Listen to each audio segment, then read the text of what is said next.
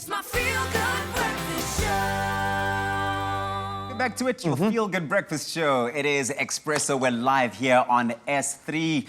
Thank you very much for choosing to wake up with us on this beautiful Monday morning. It's the start of a brand new week, and we're getting some Monday motivation, G-Man, because, we want to set the tone for the week, and we're getting this motivation from award-winning entrepreneur and motivational speaker, Dr. Steve Harris. And you mentioned it. He's got a PhD on mental toughness, which is what we're talking about this morning as we kickstart our week off on a positive note. A very good morning, Steve. How are you, sir? Are you feeling tough this early in the morning? Challenged, but tough. But tough, man. We love it. What a great way to kickstart the week. Thank you so much for joining us. I'm going to ask you, as someone who has examined this in a thesis, what is mental toughness? How would you define what mental toughness is in terms of what's actually going on in our mind and body? Okay, that's a good question. I guess my best definition I know is managing your mind so that you give your best performance consistently, despite what's happening in your mind or outside of you. Now you can become that so-called best version of yourself. I like to add to that you have both fire in the belly and ice in the mind. Wow. You got this incredible desire to do stuff, not necessarily achieve, I think it's a bit trite, but to do things, to get out there, to be successful, to be significant. But you've also got a calm demeanor underpinning that, and the two work together. Finding that balance. So how do you transcend everything that's going on in the world, especially currently? Especially now, and then be able to obviously then achieve your goals, reach your full potential. Where does it all begin, Dr. Harris? Where does it begin for a person really wanting to tap into that state of toughness? I've decided, in my experience and my times with corporates and sports teams, that it begins with the awareness that you can improve your mental toughness. There is such a thing. There are some people out there that actually believe there's no such thing, but I'm clearly a protagonist of it. So it starts with awareness. You can improve your mental toughness, like you can improve anything, just by a little bit, so that you can improve your performance. If you think about the English cycling team, the Sky team, 2012, here we got a team that's never won a Tour de France, no individual, that is. So England, nothing. Everyone else, 100%.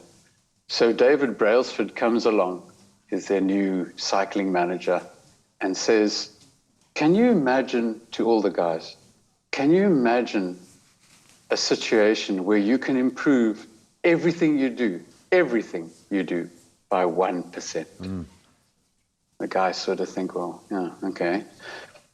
They won 7 Tour de France's in a row after that. They'd never won before. So now, is it linked? I hope so. I guess so. But the rub is that the winner of the Tour de France on average wins it by 0.05%. Wow. Between the first guy and the next guy. You don't know anyone that came third or fourth. For sure. I love the margin. It's the tiniest margin. I think that's where sport becomes a wonderful kind of yardstick or an opportunity for us to see this in action, and a great way for you to get the narrative across, for people to understand that it really is. It's the millimeters that can define you in that kind of context. So let's bring it over to our world. I'm a person that's wanting to get the most out of my job, find a work-life balance, be able to be there for my colleagues, be there for my family. What practical steps or what habits can I introduce to become mentally stronger myself? I'd love to win a Tour de France, but I want to start with just making it through the morning. But you're not going to. Yeah. I can promise you're not going to. And we can tell him that for free. You don't know me. You don't know me, Steve. You don't know me. You've just made me a little bit tougher, my friend. I'll tell you that much. Yeah. I'm going to take you out, Dr. Steve. So what are those habits, where do we Doctor? begin? Okay, let's go with those. The PhD thesis I distilled 7. And of course, it's a literature reviews, and it's my own experience, but it's kind of cast in stone now. And the first one is concentration. You must improve your concentration. You guys are doing pretty well at the moment. I give you a high mark. Thanks for You're that. Concentrating on. Thank you. And I'm the one that's struggling. But it starts with, and concentration starts with passion. You must absolutely be motivated and love what you're doing. If you don't, find it or leave. Okay. Because you're a burden to yourself or others. So it starts with passion. The next component that you can practice is composure. Now that's probably the biggest one.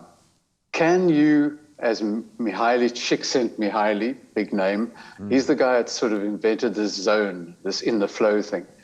And he says, can you get into the zone? And that's like being in the eye of the storm. Sure. Where you notice all your problems, but you're not as affected by them. You're composed. You can kind of get on with life. You're not caught up in them. The third one is, I'm going to go to 7. We've got the time, otherwise you just cut me off. The third one is controlled aggression, which is upping the intensity, that you get more done, that you can achieve more by just like the Springboks do. Sure. That's their biggest strength. They up the intensity. The next one is, after controlled aggression, is confidence. And confidence is self-belief without arrogance. You're confident, you believe in yourself, but you don't tip into that arrogant stage. Steve, The I'm next one is, going to stop you right there. Yeah. You've given us Yeah, a lot sure. of food for thought Yeah. to really sink our teeth Yeah. into. We'll pick that up in just Sure. a moment. We are going to continue this discussion. Some absolute gems. You're forcing me to concentrate because this is unbelievably interesting. So thank you so much. And it's amazing how much of this applies to this kind of job. Exactly this, but I think it applies to Yes. everyone in any environment as well. So please do continue to weigh in on our Facebook page, Expresso Morning Show, SABC3. More with Dr. Harris in a bit. It's my feel-good breakfast show. Welcome back as we continue a really interesting conversation about mental toughness this morning and becoming more resilient through life's challenges, something that we all need after the last year that we've experienced. And this year. Sure, man, and it just continues. It's a year and a half, and we are now sitting down with award-winning entrepreneur, motivational speaker, and a man who believes that I will never win the Tour de France, Dr. Steve Harris, who's going to guide us through the rest of this discussion.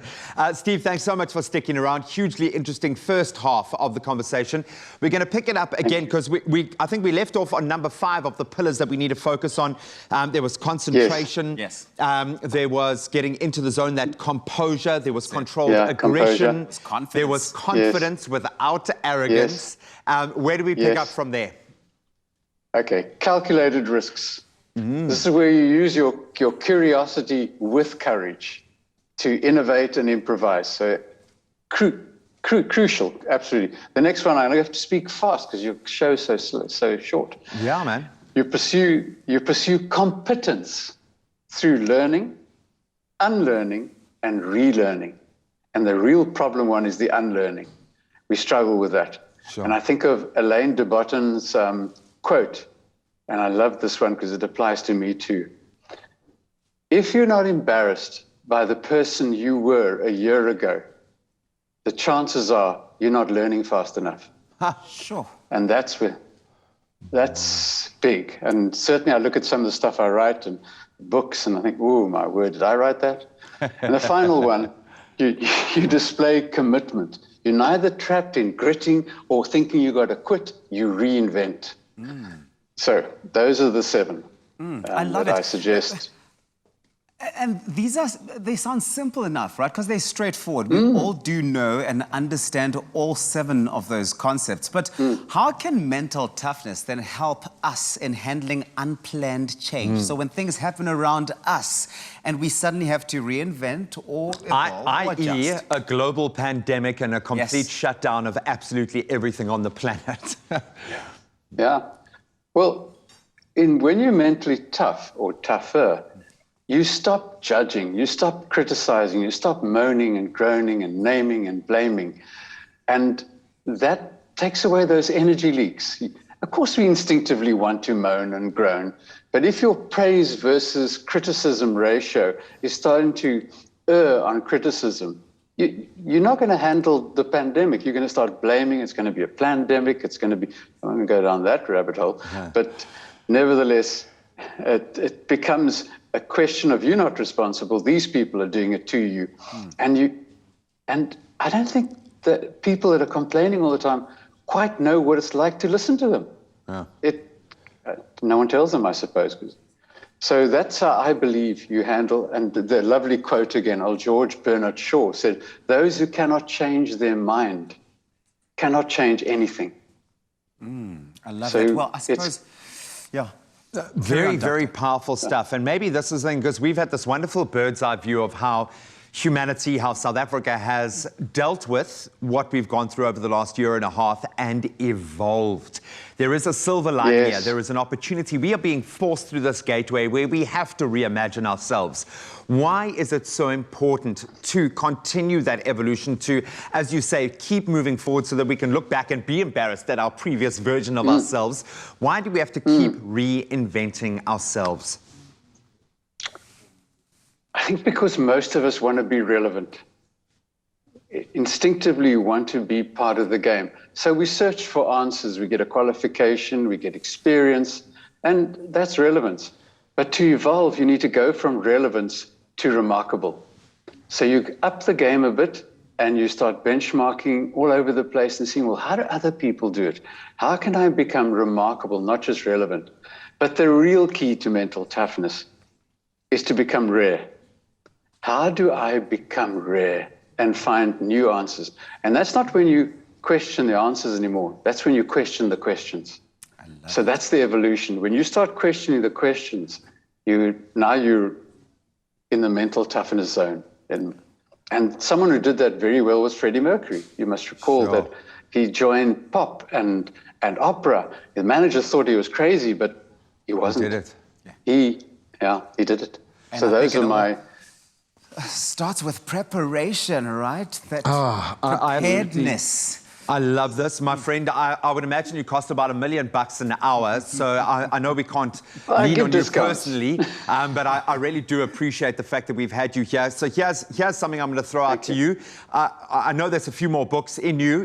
One of your future books is going to be How I Helped a Nobody Win the Tour de France, and then we're going to set ourselves that task and we're going to do it. I like that title. I love it, man.